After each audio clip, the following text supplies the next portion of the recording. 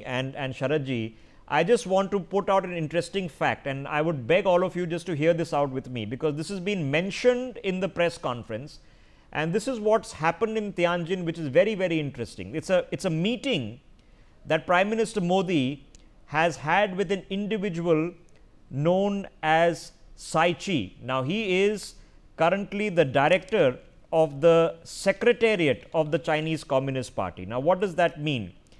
The Secretariat of the Chinese Communist Party, which is the general office they call it, has 7 members, all of whom were appointed by Xi Jinping about 3 years ago. So, many would consider the man there on your screens as the right hand man of Xi Jinping, and he is not only met with Prime Minister Modi, but has also hosted him for a meal, is what we've been told. Now, the MEA is telling you, hint hint, that this is a special gesture, that it is highly unusual for this to take place, and it is important to understand who this man was. He is about 70 years old. He comes from Fujian.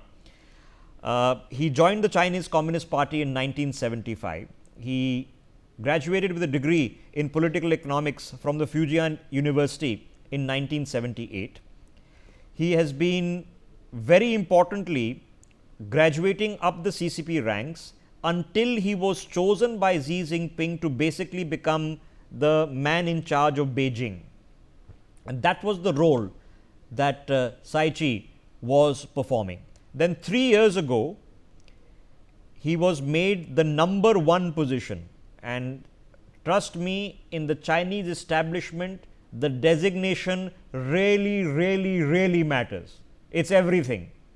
So, he is the #1 position holder in the general office of the Chinese Communist Party. Now, I am not trying to suggest that he is the next in line after Xi Jinping, but I am trying to suggest that this is a person who many of you will not be familiar with in global conversations, who has a very important role to play in carrying out the directions of Xi Jinping.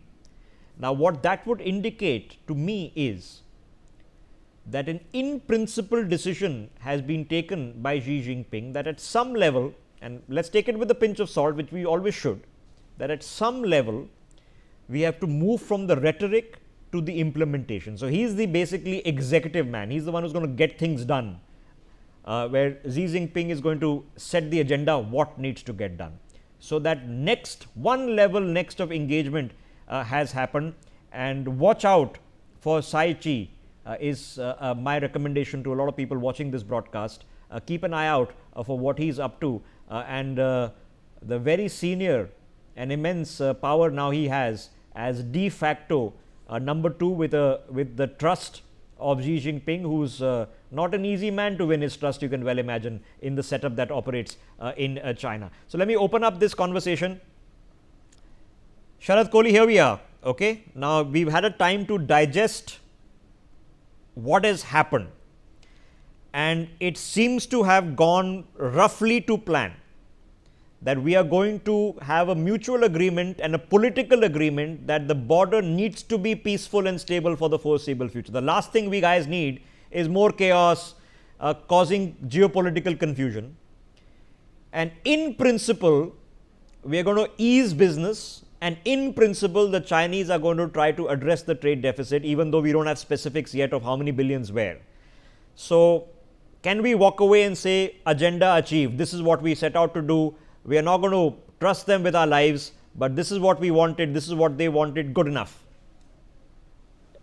Well, good evening, Rishabh. I think as far as optics are concerned, as far as a formality, when the protocol is concerned, yes, it has been achieved, but then, time will be a great, I would say, meter to let us know as to how this culminates on the ground. If you ask me personally, as a very independent observer, well, all the conversation went off very well. Just the way it seemed like going and the way it was probably planned. But coming on to the ground, I'll have to wait for the time. And, somebody during the day asked me a very interesting question, that why can't India have an FTA with China? one of the media platforms. A very, very naive kind of a question. I said simply not possible. I mean, 115 to 118 billion dollars, and we've got a deficit of 100 billion dollars. If it's an FTA, it'll be a win-win situation for them. And then the second question came that can India afford to reduce this deficit? I said if India affords to reduce deficit, then what are we exporting to China? We are exporting some chemicals. We're exporting a little bit of marine products. About 15 odd billion dollars of this thing, although it has gone up by about 200% in the last few months, ever since this Hindi Chini Bhai Bhai thing started, cropping up once again, Kailash Mansarovar Yatra. And now we are seeing the direct flights. And so thanks to Mr. Donald Trump to a certain extent. So if we now, here's a very interesting case in point. If we end up reducing the trade deficit, then there has to be some reciprocity. Otherwise you cannot have an FTA. But this is almost a one-way traffic. And if we ever are able to reduce the trade deficit, then we will not need Chinese goods anyway, because what happens is we will start producing them in-house, and that's what Prime Minister has been saying. Okay, so let me address that, Sharad Kohli, because there are two ways, right? Of course, you address the trade deficit, and one on the other side is that of the materials which we want to buy on and solar photovoltaics, etc., they simply sell them to us cheaper. For example, the Russians have discounted the oil, right? So they sell them to us cheaper. That's an intervention. Now, we don't need a large intervention. We need a couple of $1 billion cheaper overall. Okay, a couple of $1 billion of fixed investment into India. Okay, that will do for now. That's all we're looking at. We don't want more than that. We don't want the big white elephant checks from the Chinese. So a couple of $1 billion here, a couple of $1 billion there, and I'll tell you what they can buy. They can buy refined diesel now. Well, I did a very interesting analysis of the imports from China some time back. And you'll be surprised. I found that 40% of the stuff we are importing are the stories of factory owners in India. They were manufacturing all this here. But when they found that the price that they were importing it from China, just simply couldn't match. So what they did was they shut down their factory units and just made a stamping unit. When I say stamping, I call it stamping unit in a lighter way. Import it from there, put your stamp and sell it.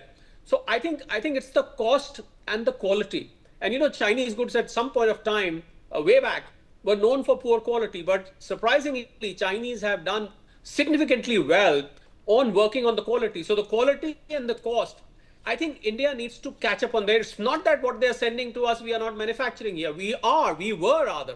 I've seen a lot of units closed down because they simply couldn't. They said it's better to get it from there. Why have all the headache of a manufacturing unit here?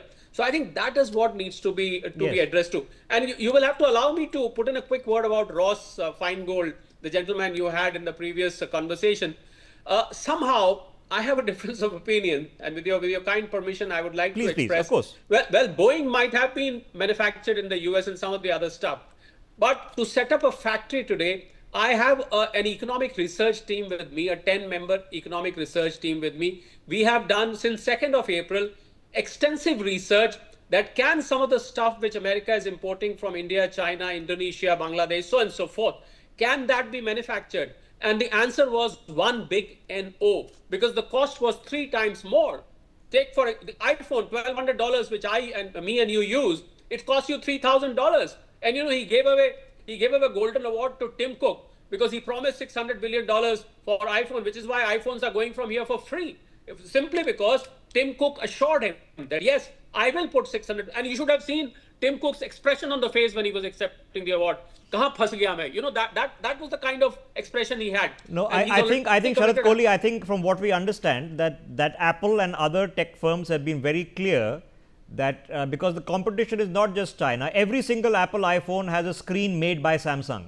Okay, Apple doesn't make its own screen. So if you have an iPhone, your screen is still made by Samsung, and simply the iPhone will become so expensive that they forget the Chinese, which are anyway cheaper. Okay.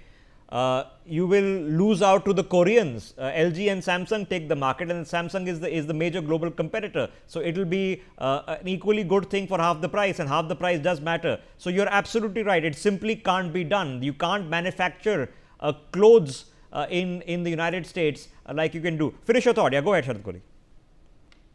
This was a case of iPhone. Now, as I was giving an example in the morning, for a lady stop being manufactured in Tirupur, which goes from here for $10. At the store, it's sold for $22. Now you include the freight and other charges, commissions and so on and so forth.